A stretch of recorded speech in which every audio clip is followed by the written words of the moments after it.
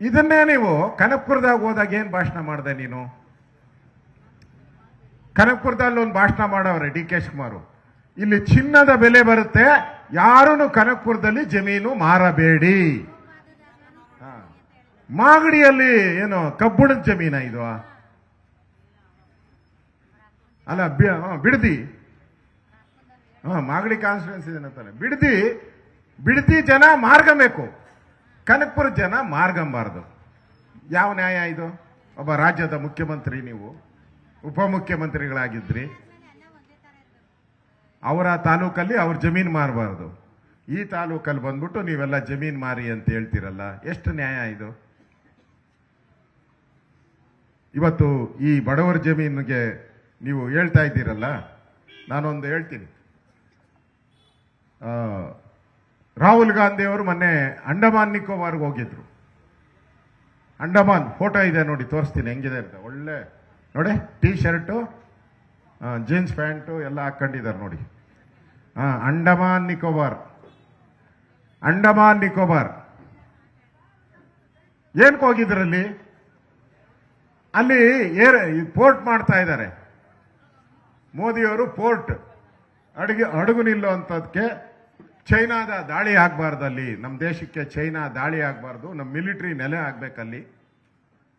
ಆ ಮಿಲಿಟರಿ ನೆಲೆ ಇದ್ದರೆ ಚೈನಾದವ್ರು ನಮ್ಮ ಮೇಲೆ ಅಟ್ಯಾಕ್ ಮಾಡಲ್ಲ ಅಂತೇಳಿ ಅಲ್ಲಿ ಪೋರ್ಟ್ ಮಾಡಕ್ಕೆ ಅಲ್ಲೋಗಿ ನಿಂತ್ಕೊಂಡು ಅವರು ಹೇಳಿದ್ದಾರೆ, I travel through great Nicobar, these are the most extraordinary forest I never seen in my life. ನಾನು ಹೇಳಿದ್ನಲ್ಲ ಈಗ, I never seen this greenery in Bidadi. ಅವರು ಹೇಳಿದ್ದಾರೆ, ಅದನ್ನೇ ಹೇಳಿದ್ದಾರೆ ಅವರು. ಇಲ್ಲಿ ನೀವು ಇದನ್ನ ಈ ಗ್ರೀನರಿ ಎಲ್ಲ ಒಡೆದಾಕಿ ನೀವು ಪೋರ್ಟ್ ಮಾಡ್ತಾ ಇದ್ದೀರಾ, ಇದಕ್ಕೆ ನಾನು ವಿರೋಧ ಇದೆ ಅಂತೇಳಿ ಸ್ಟ್ರೈಕ್ ಕೂತ್ಕೊಂಡಿದ್ದಾರೆ. ಯಾರು? ರಾಹುಲ್ ಗಾಂಧಿ ಅವರು. ಬಾಪ ಇಲ್ಲಿನೂ ಸ್ವಲ್ಪ ನೋಡು, ಇಲ್ಲಿ ಗ್ರೀನರಿ ಇದೆಯೋ ಅಥವಾ ಆಳು ಬಿದ್ದಿದೆಯೋ ಬಂದು ನೋಡಿ ನೀವು. ರಾಹುಲ್ ಗಾಂಧಿ ಅವ್ರಿಗೆ ಇನ್ವಿಟೇಷನ್ ಕೊಡೋಣ ನಾವೆಲ್ಲರೂ, ಇಲ್ಲಿರೋ ರೈತರೆಲ್ಲ. ನಿಕೋಬಾರ್ಗೆ ಮಾತ್ರ ಓಡಬಿಟ್ರಲ್ಲ, ಅದು ಎಷ್ಟು ಸಾವಿರಾರು ಕಿಲೋಮೀಟರ್ ದೂರ ಇರೋದು.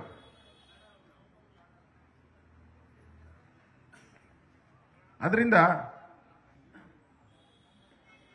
This is the not development. ಅವ್ರು ಹೇಳಿದ್ದು, this is the not development, this is A destruction dressed in the development. ಅವ್ರು ಹೇಳಿರೋ ಮಾತಿದು ರಾಹುಲ್ ಗಾಂಧಿ ಅವರು.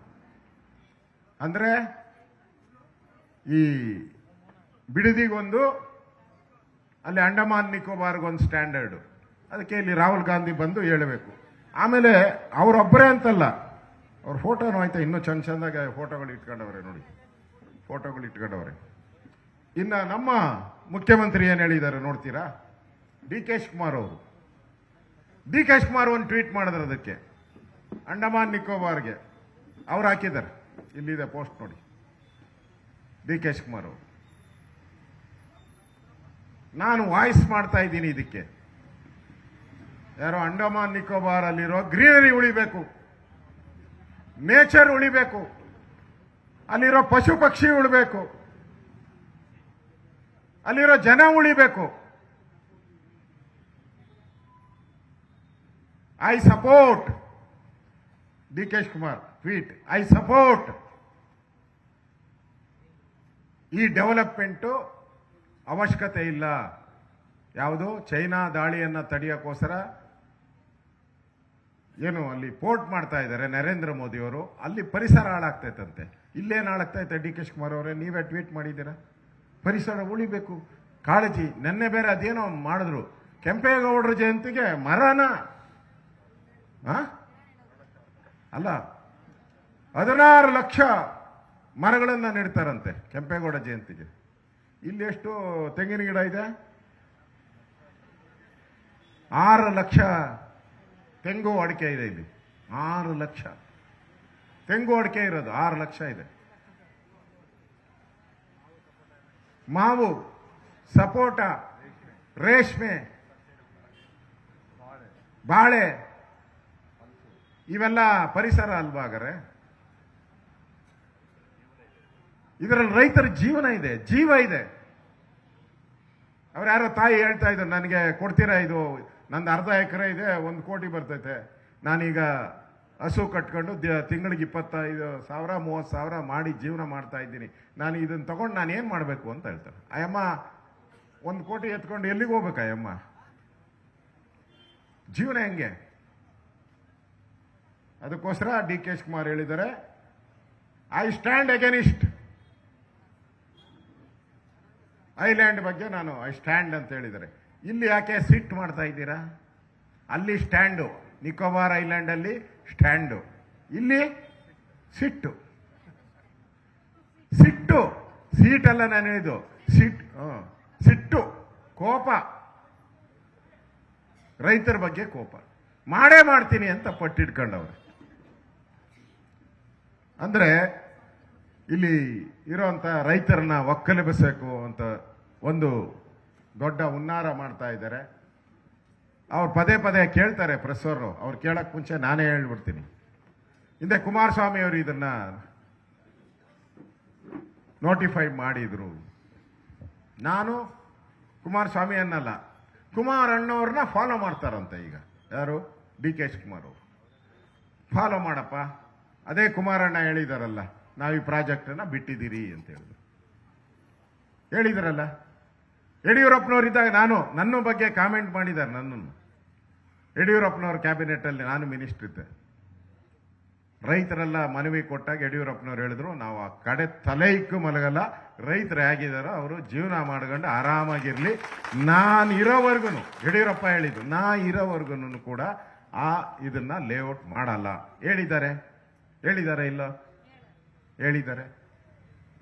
ಜಗದೀಶ್ ಶೆಟ್ಟರ್ ಇದ್ರು ಮುಖ್ಯಮಂತ್ರಿ, ಮಾಡಲಿಲ್ಲ.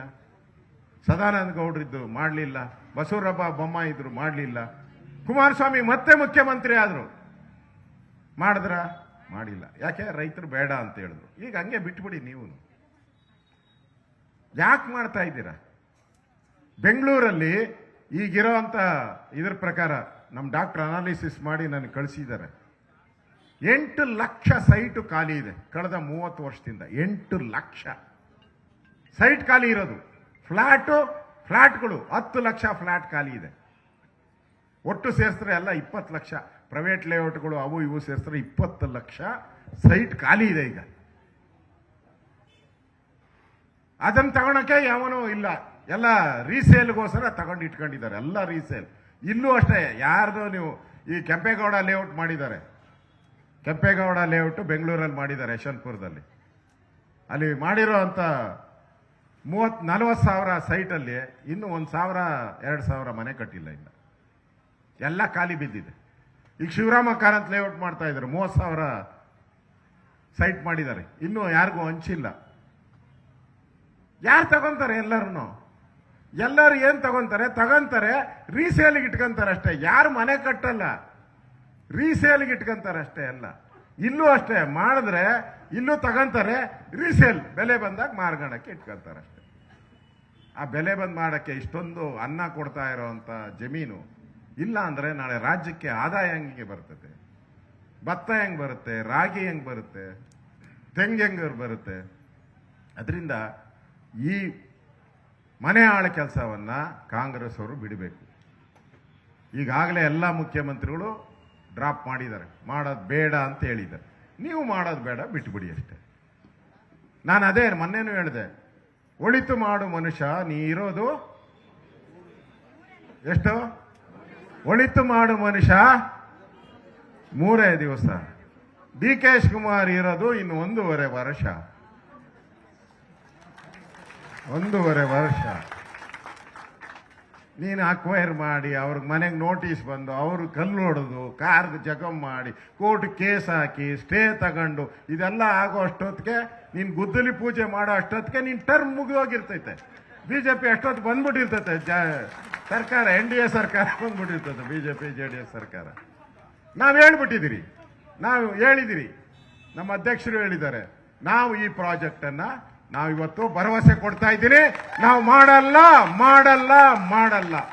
ನಮ್ಮ ಸರ್ಕಾರ ಬಂದಾಗ ಮಾಡಲ್ಲ, ಈ ಪ್ರಾಜೆಕ್ಟ್ ಮಾಡಲ್ಲ ಅಂತದಕ್ಕೇನು ಮಾಡಕ್ ಹೋಗ್ತೀರಾ? ನಿಮ್ಮ ಕೈಲಿ ಗುದ್ಲಿ ಪೂಜೆ ಮಾಡಕ್ಕೋಸ್ಕರ ಮಾಡಬೇಕಾದ್ರೆ ಮಾಡ್ಕೊಳ್ಳಿ ಅಷ್ಟೇ. ಅದಕ್ಕೆ ನಾನು ರೈತರಿಗೆ ವಿನಂತಿ ಮಾಡ್ತೀನಿ, ನಿಮ್ಮ ಹೋರಾಟಕ್ಕೆ ನಮ್ಮೆಲ್ಲ ಬೆಂಬಲ ಇದೆ. ನಾವೆಲ್ಲರೂ ಕೂಡ ಅದಕ್ಕೆ ಬಂದಿರೋಂಥದ್ದು. ಇದು 3ನೇ ಬಾರಿ ನಾನು ಬರ್ತಾ ಇರೋದಿಲ್ಲ. 3ನೇ ಮೇನ್ ರೋಡ್ದಾಗ ಮಾಡಿದಾಗ ಬಂದೀನಿ. ಫಸ್ಟ್ ನಾನೇ ಬಂದಿದ್ದು ಮೇನ್ ರೋಡಲ್ಲಿ ಮಾಡಿದಾಗ, ರಾಮನಗರದಲ್ಲಿ. ಅದಾದ್ಮೇಲೆ ಇಲ್ಲಿಗೆ ಬಂದಿದ್ದೆ, ನಾನು ಇಲ್ಲೇ ಬಂದು ನಿಮ್ಮ ಜೊತೆ ಕೂತಿದ್ದೀನಿ. ಇದು 3ನೇ ಬಾರಿ. ನಾವೆಲ್ಲರೂ ಕೂಡ ದೊಡ್ಡ ಸಂಖ್ಯೆಯಲ್ಲಿ ನಾವು ಬಂದಿದ್ದೀವಿ. ನಮ್ಮೆಲ್ಲರ ಬೆಂಬಲ ನಿಮ್ಗಿದೆ. ಇಂಥ ಫಲವತ್ತಾದ ಭೂಮಿಯನ್ನು ಹಾಳು ಮಾಡೋಕ್ಕೆ ಬಿಡೋದು ಬೇಡ ಅನ್ನೋದು ನಮ್ಮ ಉದ್ದೇಶ ಇದೆ. ಆ ದೃಷ್ಟಿಯಿಂದ ನಾನು ಮಾಧ್ಯಮದ ಸ್ನೇಹಿತರಿಗೂ ಹೇಳ್ತೀನಿ, ಅಣ್ಣ ಇಲ್ಲೇ ಇರ್ತೀನಿ ನಿಮ್ಮ ಜೊತೆ, ಇಂಡಿವಿಜುವಲ್ ಆಗಿ ಎಲ್ಲರ ಜೊತೆನೂ ನಾನು ಮಾತಾಡ್ತೀನಿ, ಇಲ್ಲೇ ಇರ್ತೀನಿ ನಾನು. ಈಗ